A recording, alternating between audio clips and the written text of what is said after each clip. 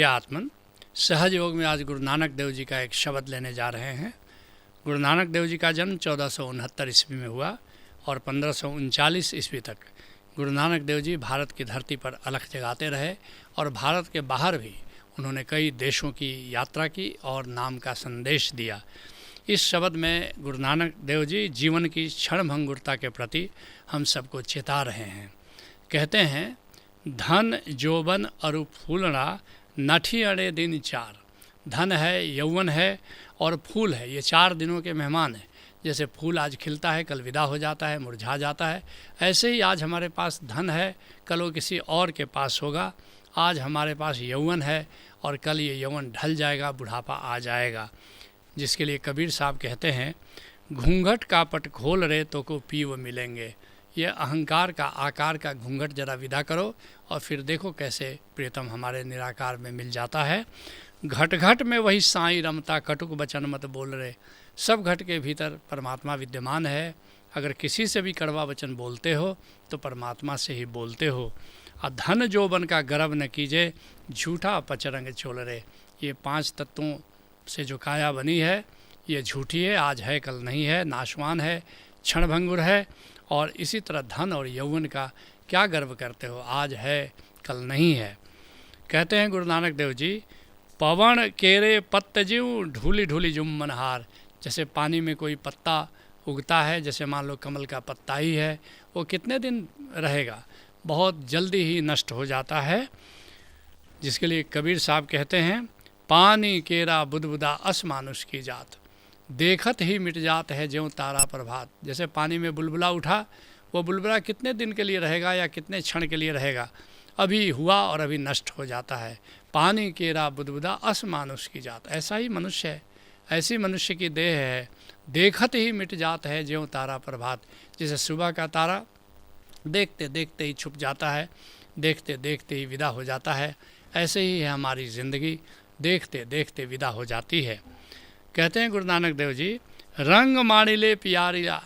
इसलिए ऐ प्यारो, ऐ मित्रों, आनंद मौज मस्ती मना लो, लेकिन ये मौज मस्ती ज़्यादा दिन चलने वाली नहीं है।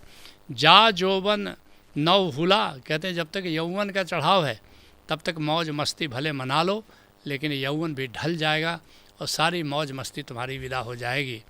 जिसके लिए संत दादू कहते हैं, जात कत मद को मातो रे। अहंकार में फूले हुए कहाँ तुम विचरण कर रहे हो। तन धन जोबन देख गरबाने माया रातो रे। ये सब माया है, ये जो शरीर है, धन है, यौवन है, इसको देख करके जो गर्भ से फूले हुए जा रहे हो, ये सब माया का प्रभाव है, आज है कल नहीं है। इसकी क्षणभंगुरता को देखो तो भीतर एक जागरण घटित होता है। कहते हैं गुरु नानक देव जी, दिन थोड़े थके भैया पुरान चोला। कहते हैं कि बस थोड़े दिन रह गए हैं और फिर मृत्यु आ जाएगी और मृत्यु के साथ हमारा जीवन शेष हो जाएगा। अब चोला भी पुराना हो गया है और ये पुराना चोला ज़्यादा दिन ठहरने वाला नहीं है। इस बात की ओर चेतो, इस बात पर ज़रा गौर करो। जिसके लिए गुरु घासीदास कहते हैं, आज आना होगेगा कल जाना होगेगा। यही जीवन का नियम है, आज आना होता है कल जाना होता है। पालने से श्मशान तक हमारी यात्रा चलती रहती है। ये माटी के चोला है पुराना होगेगा। ये चोला 5 तत्वों की माटी से बना है और देखते देखते ही ये पुराना हो जाता है। बालकपन ल खेल के बिताए।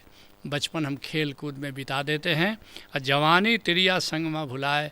और जवानी में त्रिया के साथ, पत्नी के साथ, नारी के साथ, नर के साथ हम बिता देते हैं और कहते हैं कि ये बालकपन ला खेल के बिताए, जवानी त्रिया संग में भुलाए।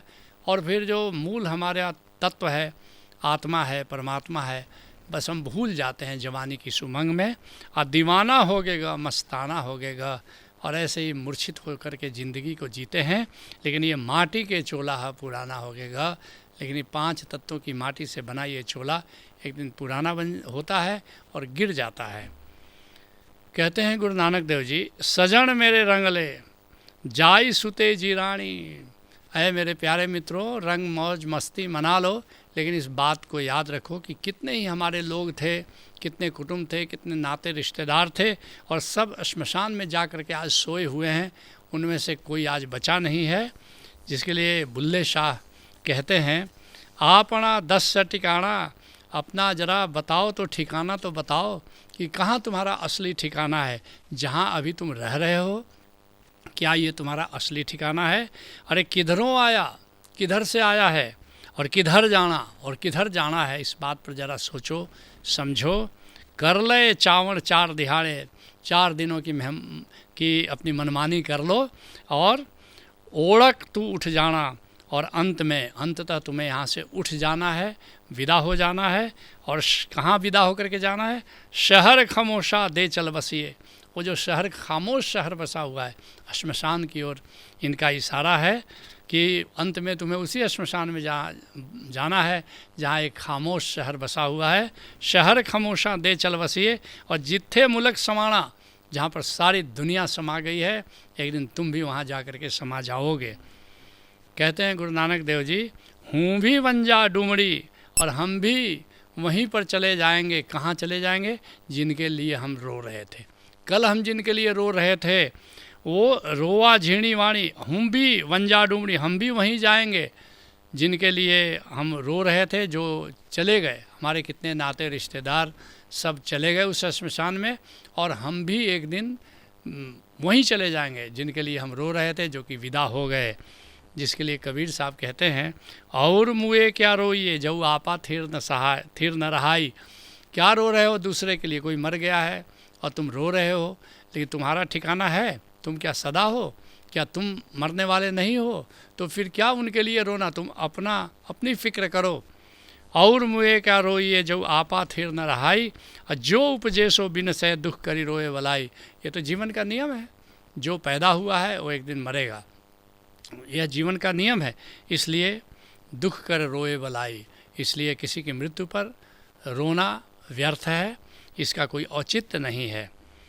कहते हैं गुरु नानक देव जी, कीन सुने ही गोरिये आपन कन्नी सोई। अय गोरियों, अय मित्रों, क्या तुमने ये बात नहीं सुनी है? कीन सुने ही गोरिये, अय गोरी, अय मित्र, क्या तुमने ये सुना नहीं है? आपन कन्नी सोई, अपनी ससुराल ऊपर लोक है। इस बात को तुमने कई बुज़ुर्गों से पहले भी सुना होगा, जिसके लिए बिहार के दरिया साहब कहते हैं, मोहि न भावे नैहरा ससुरवा जैबो। मुझे ये संसार अच्छा नहीं लगता।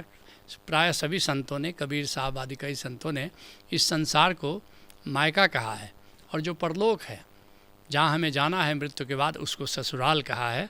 उसी बात को कह रहे हैं। लेकिन यहाँ रहते रहते इससे विरक्ति हो जाए। करीब करीब हर लड़की ये जानती है कि ये मायका हमारा असली घर नहीं है, हमारा असली घर तो ससुराल है। उसके लिए वो तैयार रहती है। ठीक इसी तरह संत कहते हैं कि इस बात के लिए तुम तैयार रहो कि एक दिन हमको यहाँ से कुछ करना है। मोहि न भावे नैहरा और ससुरवा जैबो हो। कहते हैं कि इसलिए मुझे पता है कि ये यहाँ हमको नहीं रहना है हमेशा, इसलिए अब हमको ये अच्छा नहीं लगता। मुझे तो अब ससुराल जाना है जहाँ मेरा प्रियतम है। कहते हैं नानक देव जी, लगी आ वहीं साहुरे, हमें तो ससुराल जाना है। और नित न पेया होई, क्या हमेशा पीहर में बसेरा होगा? हमेशा पीहर में तो रहना नहीं है। तो हमें पता है, और तुम्हें भी पता होना चाहिए कि एक दिन हमको परलोक जाना है, और उस बात की तैयारी अभी से शुरू कर देनी है। एक ब्रेक लेते हैं। शुरू करें? ओके। कहते हैं गुरु नानक देव जी, नानक सुत्ती पेये जान बिरत्ती सन्न। अजीब बात कहते हैं कि तुम सोए हो यहाँ पर, बेखबर होकर के सोए हो अपने पीहर में, जान बिरती सन्न। जैसे ये ऐसा ही है कि जैसे कोई लुटा राही हो, और लुटा राही कहीं सो रहा हो, सब कुछ लुटा करके, और कहीं पर वो सो रहा हो। ऐसे ही पीहर में, इस संसार में अगर हम मूर्छित होकर के सो रहे हों, तो हमारे पास जो खजाना था, राम रतन धन था, बस उसको हम लुटा करके ऐसे ही बेहोशी की नींद में हम सोए हुए हैं। तो कहते हैं नानक देव जी,